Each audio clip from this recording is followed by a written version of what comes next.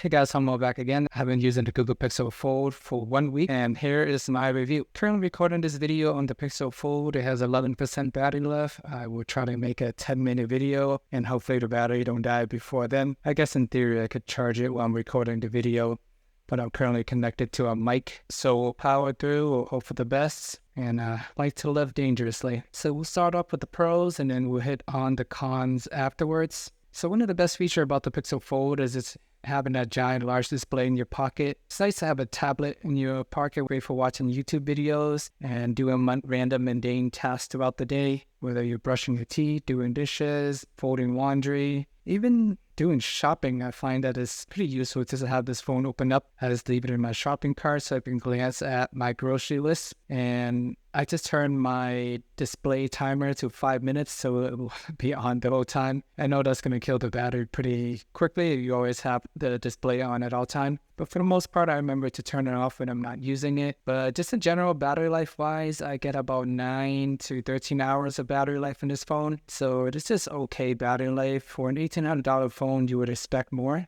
But it is what it is at this point. And with the Pixel Fold, I do like that the outer display is done properly. It is a passport-shaped design. It is big enough to use in one hand, and it's not small, skinny, and narrow like the Galaxy Z Fold. Ironically, even though it's a folding phone, I do spend a good amount of my time on the outer display. So at least Google made a decent outer display for this folding phone. Because even though it's nice to have a folding phone, you're not going to walk around opening it up as a tablet as you are in public or anything like that. It is rare that I really open it up in public. Is when I'm at home and just enjoying my time watching YouTube videos, then I'll open it. But when walking around, sitting in a car, seeing my friends, just not going to randomly open it up and flex it to just to show it off in front of them. But I'm using it normally. The majority of the time is spent with the phone folded. And luckily, when it's folded up, it is a pretty good phone when it's folded up. It feels like a regular phone, so no complaints there. It has a great camera as well. Pixel have always been known for their good cameras, and this one is no different. I do like the design. It's just overall very smooth, professional,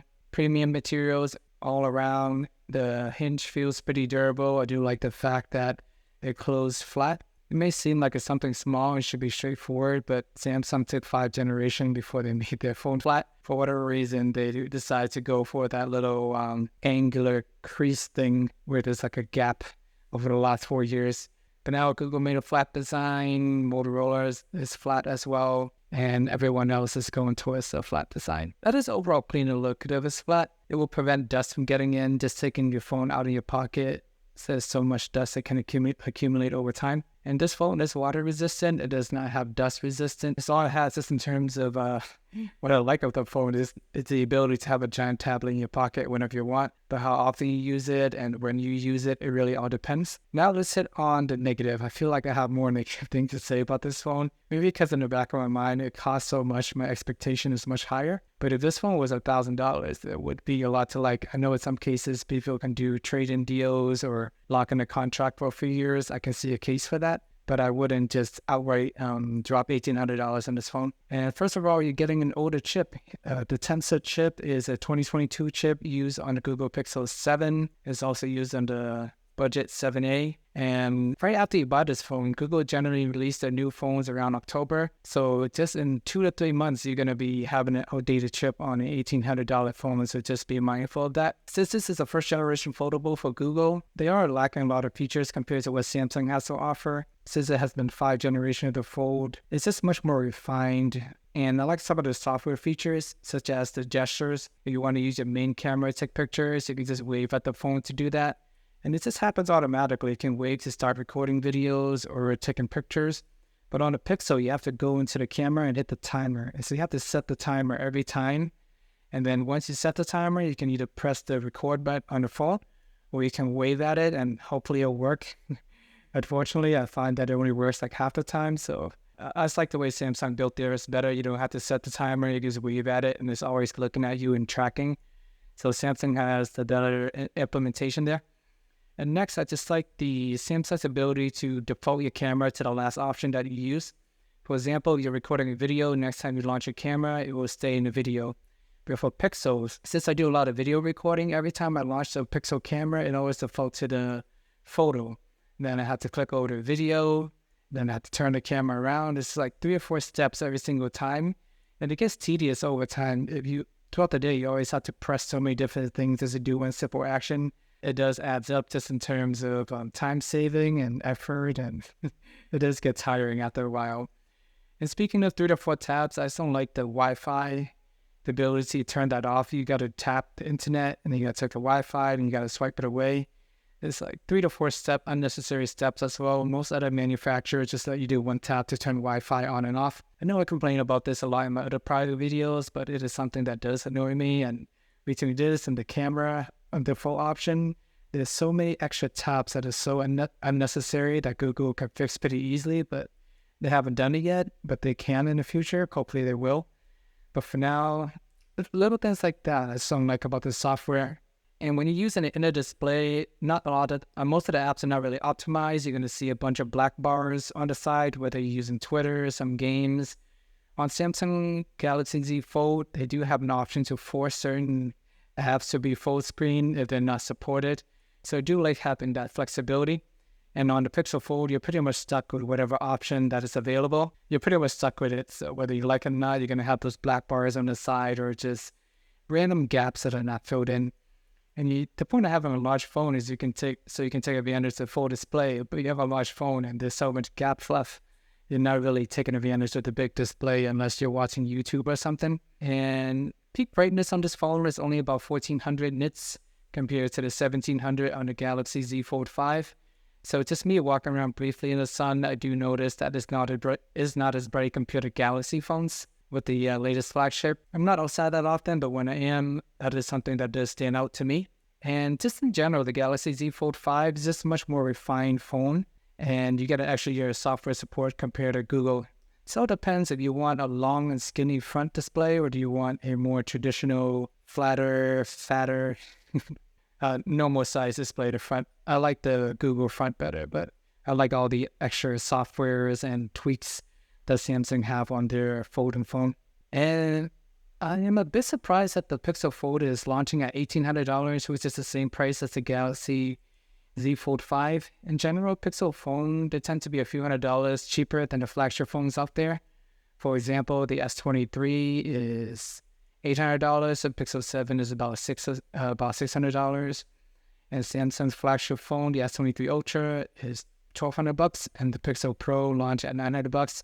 So there's a little bit of savings there just to kind of incentivize you to get the cheaper option while still having the majority of the premium specs. It would have been nice to see the Pixel Fold at maybe $1,700 or $1,500, but it is what it is at this point. But yeah, as of right now, you can actually go on Amazon and get the Galaxy Z Fold 4, the renewed version, for like $1,000. I think that would be a no-brainer to go with that option instead. It's just a more refined software. For software support, you get the same amount of time on the Z Fold 4 as the Pixel Fold, just because of the fact that Samsung offer an extra year. So something to consider if you want to save the $800. And let me do a camera check real quick. Okay, currently recording this video for 10 minutes. I turned on the extreme battery saver because it gave me that warning. I'm probably at about 100% right now.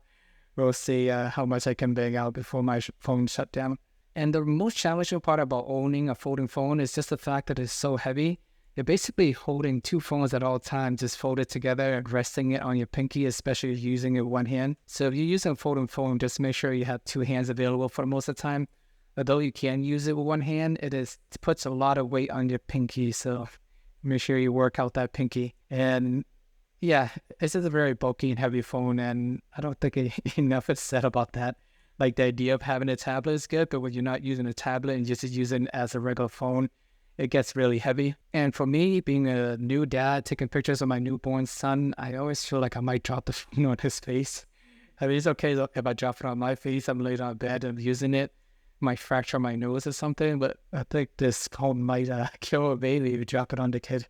It is so heavy, and I always get nervous taking close-up photos of him. So I always try to be extra cautious there. And having a large display would have been nice to play games, but the 2 games that I'm currently playing, Pokemon Go and Pokemon Trading Card Game, it's just not well optimized on the larger displays. I can't even hit some of the buttons, and as a result, I lost some games just doing these tests, and that does impact my winning percentage, and apparently that is reflected in the game. So slightly annoyed there, but no big deal. I don't like the large camera bumps on the back of this phone either. I wish it would find a way to make it flush or better looking, because when you lay the phone flat on the table, it rocks. So if you're just laying there watching YouTube is fine, but you're trying to play games or the web surfing, you're flicking your phone around, you're going to notice your phone rocking back and forth. And it doesn't always close completely flat either. So even though it's a folding phone, it folds together, it's flat. But when you open it up, it's not completely flat. And it just gets a little weird. And it is missing dust resistant. I do like the Moto Razr Plus. They added dust resistant in their phone, and it's just a much cleaner look. With the Pixel Fold and the Galaxy Z Fold, all the Galaxy Fold phone, there's so much dust that accumulates over time with these bending screen. I would have liked to see them add dust resistant on this phone, but it's the first generation. Maybe we'll do it in future one, but for now, it's just something to be mindful of. These bending screen picks up a lot more dust compared to a regular smartphone. Overall, the Pixel Fold is a great phone for people who want a large and powerful phone that is versatile and they got 2K laying around. Either that or you have some awesome trade-in deal that can get this phone under $1,000, then it might be worth a shot. If you're just tired of the traditional smartphone and you want a tablet in your pocket. But if you're looking at the full $1,800 price, half the features are half-baked and I think it's too expensive. If you really love Pixels, you're better off buying a Google Pixel 7 Pro for $800 or whatever it costs these days on Amazon. Save yourself the money, buy yourself an iPad or something. You can get any iPads from $300, $800 and you still save money in the process. So that would be my recommendation. If you really want a tablet, just, I don't know, find the time to use the tablet, find the time to use your phone. Unless you're traveling, I guess you don't want to carry two devices around, but how often are people really traveling every single day? I think this is a pretty niche product for super fans. Maybe the 10 hardcore Pixel fans out there want to own this Pixel Fold. This video is for you. But other than that, most normal people can probably sit this one out and wait till technology develop and get cheaper over time, wait till the price come down. Eventually, the time will be right to jump onto folding phones, but right now, I still think it is early.